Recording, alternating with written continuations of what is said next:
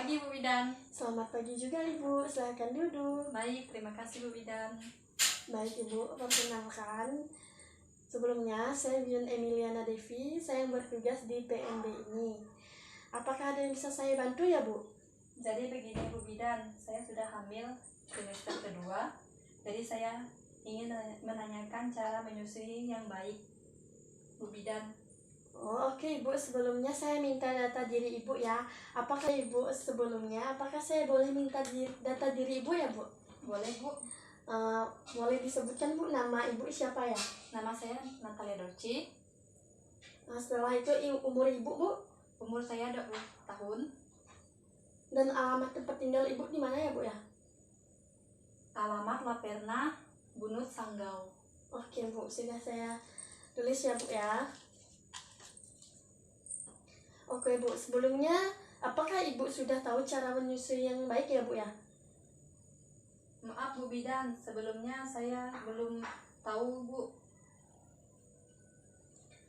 Kalau begitu langsung saja saya jelaskan ya Bu ya. Untuk alat dan bahannya, Ibu dapat menggunakan kong berisi minyak kelapa, yaitu baby oil, kong tutup kapas steril, dan Ibu juga bisa membersihkannya dengan air hangat. Dan bangkok itu kalau tidak ada bisa Ibu ganti pakai bangkok biasa Bu. Setelah itu saya akan menjelaskan ya Bu, langsung saja ya Bu ya. Nah, kelenjar manometri, kelenjar ini menghasilkan cairan yang berminyak yang berfungsi untuk membersihkan dan memanilasi puting susu sehingga tidak kering. Pada bagian dalam payudara terdapat jutaan alveoli. Alveoli berbentuk kantong-kantong sangat kecil yang merupakan tempat untuk memproduksi. Setelah itu Ibu harus memproduksi ASI, yaitu dengan cara ketika bayi menyusui payudara, Ibu mengirimkan rangsangan ke otak kemudian bereaksi mengeluarkan hormon prolaktin yang masuk ke dalam aliran darah menuju kembali ke payudara. Hormon prolaktin merangsang sel-sel pembuat ASI alveoli bekerja memproduksi susu. Sel-sel pembuat air susu sesungguhnya tidak langsung bekerja ketika bayi menyusui. Sebagian besar hormon prolaktin berada dalam darah kurang lebih 3 menit setelah proses menyusui. Jadi setelah proses menyusui selesai, barulah sebagian besar hormon prolaktin sampai di payudara dan merangsang sel-sel membuat ASI untuk bekerja. Jadi hormon prolaktin bekerja untuk memproduksi susu. Berikutnya ASI yang dihisap bayi ini sudah tersedia di payudara, yaitu di pembuluh saluran ASI, ductus lactivorus. Semakin banyak ASI dikeluarkan, maka semakin banyak pula produksi ASI-nya Ibu. Setelah itu saya akan menjelaskan pengeluaran ASI. Pengeluaran ASI ketika Ibu menerima rangsangan dari payudara. Selain hormon prolaktin, otak juga mengeluarkan hormon oksitosin. Hormon oksitosin diproduksi lebih cepat daripada prolaktin. Hormon ini juga mengalir melalui aliran darah menuju ke payudara. Hormon oksitosin ini merangsang sel-sel otot untuk berkontraksi. Kontraksi ini menyebabkan ASI hasil prolaktin. Sel-sel membuat susu terdorong mengalir melalui saluran prolaktin. Sel-sel pembuat susu terdorong mengalir melalui saluran ASI Ibu. Ductus lactiferus menuju lactiferus yang berada tepat di bawah areola. Kadang-kadang ASI mengalir keluar dari payudara.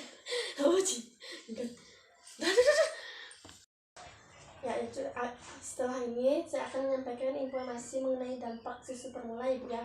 Sebaiknya Ibu tidak boleh mengasih susu permula terhadap anak Ibu.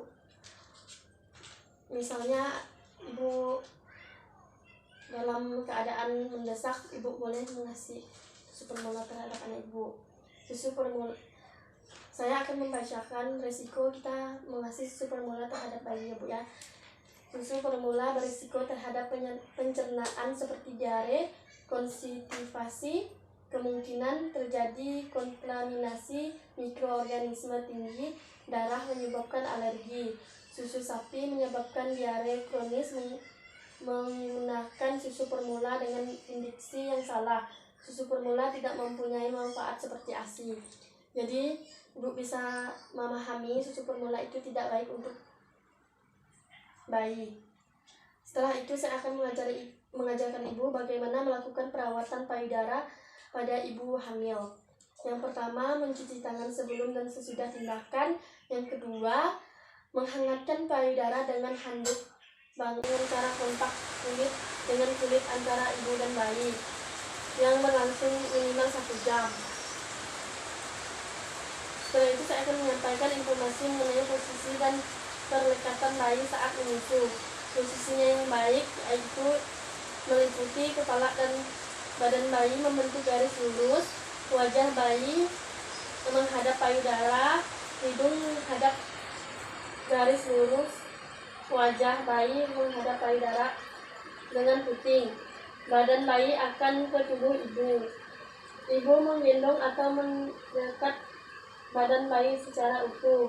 Perlekatan yang tepat yaitu bayi ibu dekat dengan payudara dan mulut bayi terbuka lebar. Bagian dagu bayi menyentuh payudara dan areola ibu. Areola itu adalah bagian yang hitam di payudara, Bu. Bagian atas lebih banyak kelihatan dibanding di bawah. Mulut bayi, bibir bayi memutar ke bawah. Apakah Ibu ada yang ingin ditanyakan, Bu, mengenai edukasi perawatan payudara yang sudah saya jelaskan kepada Ibu, terhadap Ibu? Sudah jelas Bu Bidan. Oke, Ibu. Sekian ya, Bu, penjelasan dari saya. Semoga bermanfaat untuk Ibu ke depannya. Terima kasih Bu Bidan. Baik, Bu. Terima kasih juga.